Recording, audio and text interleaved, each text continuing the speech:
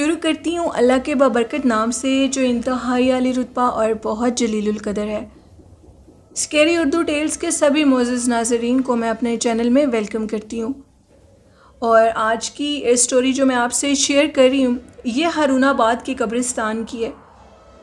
کل جیسے میں نے آپ کے ساتھ ایک ویڈیو شیئر کی تھی جس میں اپنی خالہ کی قبر پر گئی تھی، وہاں کے گورکن کافی زیادہ بزرگ تھے اور ان سے میں نے کچھ سٹوریز پوچھی، کیونکہ مجھے ہارر سٹوریز کا شوق بھی ہے اور یہ جنات کے متعلق جاننے کا بھی بہت شوق رکھتی ہوں میں۔ اس لیے میں جب بھی کسی ایسی جگہ پر جاتی ہوں تو میں اس سے ریلیٹڈ چیزیں ضرور پوچھتی ہوں۔ اور اسی طرح کی ایک خوفناک کہانی، ایک خوفناک اصل کہانی وہاں کے گورکن کی، جو کہ وہاں پر گورکن بھی ہیں اور چوکیداری کا بھی کام کرتے ہیں۔ ان کی ایج اس ٹائم 78 کے راؤنڈ اباؤٹ ہوگی۔ کل موسم بھی بہت اچھا تھا، میں واپس آ رہی تھی سرگودا، تو سوچا ان کی سٹوری ان سے پوچھتی ہوں۔ میں چاہتی تھی کہ کل ان کے ساتھ آپ کو ان کی سٹوری لائیو سنواؤں، لیکن وہ سامنے نہیں آنا چاہتے تھے۔ انہوں نے بتایا کہ ان کو یہ جو جاب ہے، یہ نوکری کرتے ہوئے تقریباً 50 سال تو گزر گئے ہیں۔ کہتے ہیں کہ 30 ایئرس کا تھا جب میں اس کام میں آ گیا تھا، اس سے پہلے ان کے والد صاحب تھے اور پھر ان کے بڑے بھائی تھے۔ ان کے مطابق یہاں پر ایک بہت بڑا پیپل کا درخت ہے، اور اس پیپل کے درخت کے اوپر ایک عورت کا بسیرا ہے، اور وہ عورت جو کہ انتہائی، جو بھی وہ مخلوق ہے، اس کو میں چڑیل کا نام اس لیے نہیں دے سکتا کہ اس کے پاؤں الٹے نہیں ہیں، اور چڑیل جو کہ لوگوں کو بہت زیادہ نقصان دیتی ہے۔ 50 سال کے اس تجربے میں میں نے اس عورت کو ہر دن دیکھا اور ہمیشہ دیکھا۔ انہوں نے یہ بتایا کہ یہ مخلوق اس پیپل کے درخت کے اوپر رہتی ہے۔ میں نے اس کو اپنی آنکھوں سے اس درخت کے اندر جاتے ہوئے دیکھا۔ جب میں بالکل نیا اس نوکری پر آیا تھا تو میں کیا دیکھتا ہوں کہ میں ایک قبر کی کھدائی کر رہا ہوں، اور اس قبر میں جس میت کو رکھنا ہے ان کے لواحقین آئے اور انہوں نے کہا کہ جنازہ تھوڑا لیٹ ہوگا، باہر کے ملک سے ہمارے کچھ مہمان آنے ہیں۔ یعنی جنازے کی جو ٹائمنگ تھی وہ رات 3:30 بجے کی تھی۔ تدفین کافی مشکل تھی، اور اس دن میں تھا بھی اکیلا، میرے ساتھ میرا کزن نہیں تھا۔ یہ بات میری جوانی کی ہے۔ میں ادھر بیٹھا انتظار کر رہا تھا، اور 3 بجے تہجد کا بھی ٹائم تھا۔ میں نے سوچا میں گھر جا کے تہجد کی نماز پڑھاتا ہوں۔ پہلے میں گیا اور میں نے گھر جا کے تہجد کی نماز پڑھی، اور اس میت کے قریب جا کر، اس قبر کے قریب جا کر میں نے جو کچھ پڑھائی وغیرہ کی تھی اس کی کار حصار کرنے لگا، تاکہ جو بھی اللہ کا بندہ اس دنیا سے گیا ہے اللہ اس پر رحمت کرے۔ ابھی میں حصار ہی کر رہا تھا کہ اچانک سے مجھے پیچھے سے آواز آئی کہ ایسے مت کرو، مجھے تکلیف ہو رہی ہے، مجھے ادھر سے گزرنا ہے۔ وہ میری زندگی کا پہلا تجربہ تھا جب میں نے اس مخلوق کو دیکھا۔ میں نے پیچھے سے پلٹ کے دیکھا تو ایک عورت کھڑی تھی جس نے سرخ رنگ کی قمیص پہنی تھی اور پیلے رنگ کی شلوار پہنی تھی۔ اتنے اندھیرے میں اس کے کپڑے کسی روشنی کی طرح چمک رہے تھے، ان میں سے لائٹ نکل رہی تھی، کیونکہ اس کے پاؤں الٹے نہیں تھے۔ میں ایک گورکن تھا اور ساتھ چوکیدار بھی تھا، بہت سی ارد گرد کی باتیں سنی ہوئی تھی، تو فوراً نظر اس کے پیروں پر گئی جو کہ الٹے نہیں تھے۔ اس کے پاؤں نارمل لوگوں کی طرح ہی تھے، لیکن وہ تھے سائز میں بڑے۔ میں نے کہا بی بی تم کون ہو؟ اس نے کہا یہ پوچھنے کی ضرورت نہیں ہے، راستے سے ہٹو، مجھے میرے گھر جانا ہے۔ میں نے کہا یہ ادھر تو تمہارا گھر نہیں ہو سکتا، تمہارا گھر تو باہر کی سائڈ پر ہوگا۔ تو وہ میرے قریب آئی اور تھوڑا سا مجھے اس نے دھکا دیا، یعنی میرے کندھے سے مجھے زور سے پیچھے ہٹانے کی کوشش کی، اور یہ کہا کہ یہ آگے میرا گھر ہے۔ میں اب دیکھ رہا ہوں وہ عورت میری آنکھوں کے سامنے پیپل کے اس درخت کے قریب گئی اور میری طرف پیچھے سے پلٹ کے دیکھا اور درخت کے قریب جا کر غائب ہو گئی۔ اس ٹائم میرا سارا جسم برف کا بن چکا تھا، میں خوف میں مبتلا ہو چکا تھا۔ یہ کیا ہو رہا ہے؟ یہ کیسے ہو سکتا ہے؟ کچھ ہی دیر میں وہ لوگ اپنی میت کو لے آئے، اس عورت کو دفنا دیا گیا۔ وہ جو جنازہ تھا وہ اس عورت کا تھا، اس کو دفنانے کے بعد ٹائم 4:30 بجے کا ہوگا۔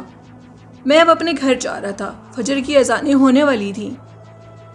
فجر کی اذانیں سن کر نماز پڑھ کر میں بستر پر لیٹ گیا۔ صبح جب اٹھا تو میرے کپڑوں کے اوپر خون کے چھینٹے تھے اور مجھے تھوڑا سا محسوس ہو رہا تھا کہ میرے کندھے کے اوپر بہت زیادہ درد ہے۔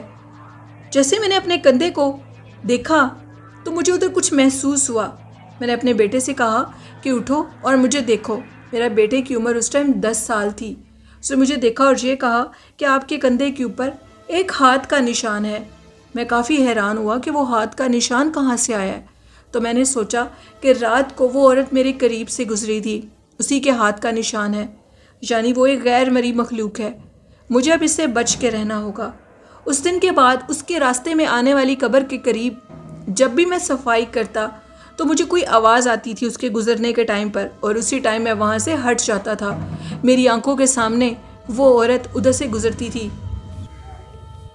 اس عورت کو دیکھنا اب میرے روز کا معمول بن چکا تھا۔ وہ میرے سامنے آتی تھی اور پیپل کے درخت پہ جا کر غائب ہو جاتی تھی۔ اب یہ ایک روٹین بن چکی تھی۔ اسی طرح کچھ لوگ قبرستان میں آئے ہوئے تھے۔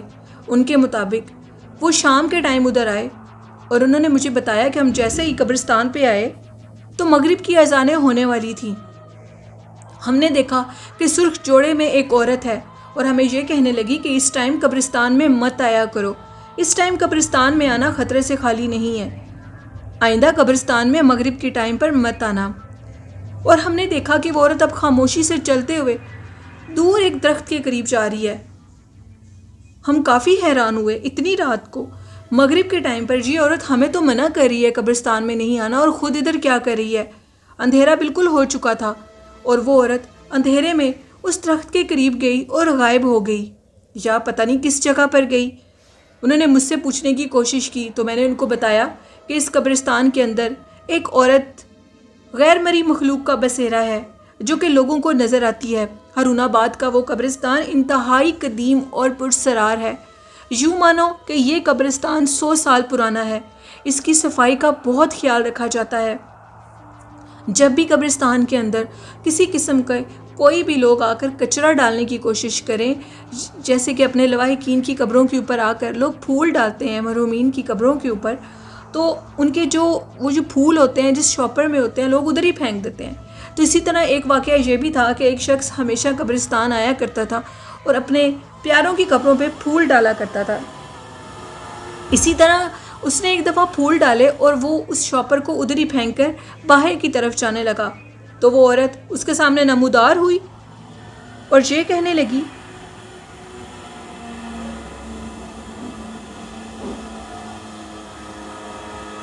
کہ ایسے مت کرو، ادھر سے گند اٹھا لو۔ اس قبرستان میں میں بالکل بھی گند کو برداشت نہیں کر سکتی، فوراً اس شاپر کو اٹھاؤ۔ اور اس عورت کی آنکھیں انتہائی غضبناک تھیں اس ٹائم۔ اس کے کپڑوں کو دیکھ کر میں بہت حیران ہوا، آج کل کے دور میں ایسے پرانے جوڑے کون پہنتا ہے؟ اور پھر وہ میری آنکھوں کے سامنے اسی درخت کے قریب گئی اور غائب ہو گئی۔ آخر یہ کیا ماجرا ہے؟ کیونکہ میں وہاں کا بہت پرانا چوکیدار ہوں تو لوگ مجھ سے ایسی باتیں آ کر ضرور پوچھا کرتے ہیں۔ میں نے اس کو کہا کہ ڈرنے کی ضرورت نہیں ہے، یہ تمہیں کوئی نقصان نہیں دے گی، آئندہ قبرستان کی صفائی کا خیال رکھنا۔ اس طرح کے بہت سے پرسرار واقعات ہوتے ہیں جو لوگ اس کے متعلق نہیں جانتے اور اس کو دیکھتے ہیں اور پھر وہ غائب ہو جاتی ہے تو بہت سے لوگ ڈر جاتے ہیں۔ آپ یقین مانیں کہ مغرب کے بعد اس عورت کا قبرستان میں گھومنا پھرنا بالکل عام سی بات ہے۔ وہ سارے قبرستان کا جائزہ لیتی ہے۔ اسی طرح 2 شخص تھے جو کہ قبرستان میں گھس چکے تھے، تب مجھے یہ معلوم نہیں تھا کہ وہ کس نیت سے قبرستان میں جا رہے ہیں۔ میں ایک عام انسان ہوں اور ان کی نیت کے متعلق نہیں جان سکتا تھا۔ وہ کالے جادو کرنے کے لیے قبرستان میں گئے تھے اور کافی دیر گزر گئی تھی، وہ قبرستان سے باہر نہیں آئے تھے۔ اب مجھے بھی کچھ عجیب لگ رہا تھا کہ وہ لوگ ٹھیک ہوں، شاید انہیں کوئی پرابلم نہ بن گئی ہو، وہ ڈر نہ گئے ہوں۔ جیسے ہی میں ان کے پیچھے گیا تو میں نے دیکھا کہ وہ دونوں لوگ جو کہ ٹھیک کپڑوں میں گئے تھے، جوتے وغیرہ پہنے ہوئے تھے، تو جب وہ واپس آئے تو نہ تو ان کے پیروں میں جوتے تھے اور ان کے کپڑے پھٹے ہوئے تھے۔ انہوں نے کہا کہ جیسے ہی ہم کالا جادو کا عمل پڑھنے کے لیے ایک قبر کے پیچھے بیٹھے تو ہمارے سامنے ایک عورت نمودار ہوئی جو کہ انتہائی خوفناک حالت میں تھی۔ اس کے کپڑے بہت عجیب تھے، اس کا حلیہ بہت پرسرار تھا اور وہ ہم سے یہ کہنے لگی، ابھی اسی ٹائم ادھر سے بھاگ جاؤ ورنہ تم لوگوں کو جان سے مار دوں گی. میں نہیں چاہتی کہ میں تم لوگوں کو کوئی نقصان دوں, لیکن ادھر سے چلے جاؤ. تو ہم لوگ بہت ڈر گئے اور اس نے چوکیدار سے کہا کہ ہمارا راستے سے ہٹ جاؤ, ہمیں ادھر 1 منٹ بھی نہیں رکنا. اسی لیے اس قبرستان کے اندر نہ تو کسی قسم کا کوئی کوڑا کرکٹ پھینکتا ہے اور نہ ہی کوئی جادو ٹونے کا کام کرتا ہے.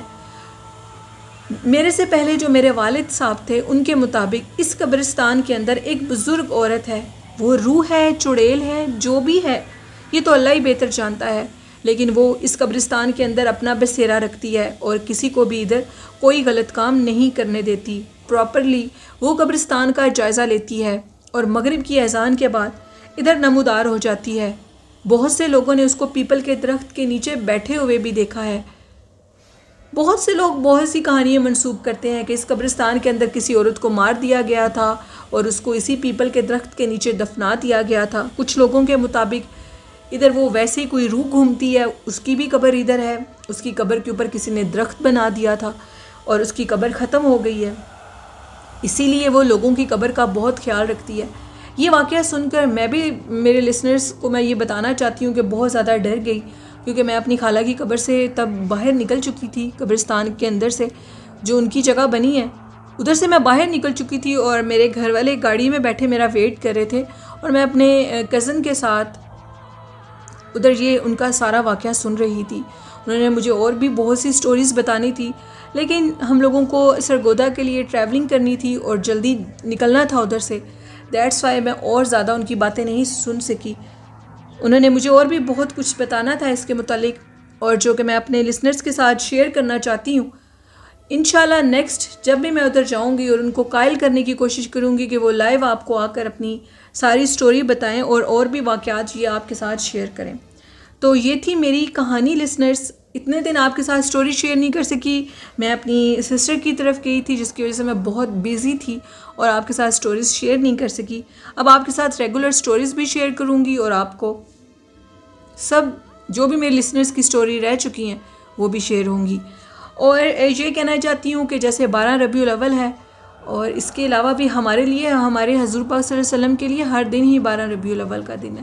جتنا ہو سکتا ہے اپنے سرکار صلی اللہ علیہ وسلم پر درود و سلام پڑھیں, ان کا ادب کریں, ان سے محبت کریں تو اللہ آپ پر بہت راضی ہوگا. درود و سلام, قرآن پاک, نماز کو ایک اہم حصہ اپنی زندگی کا رکھیں تو کوئی بھی ناکامی آپ کے نزدیک نہیں آئے گی, آنے والی مصیبت کو ٹال دیا جائے گا. یہ میرے اللہ کا وعدہ ہے, جو بھی درود و سلام پڑھتا ہے اللہ اس کی مشکل کو آسان کرتا ہے. اور والدین جیسی خوبصورت نعمت کی قدر کریں, ان سے محبت کریں. یہ کہنا چاہوں گی کہ میرے اس چینل کو سپورٹ کریں اور چینل کو سبسکرائب کریں. جیسے سپورٹ کریں اسی طرح سپورٹ کرتے رہیں. اب آپ سے اجازت چاہتی ہوں.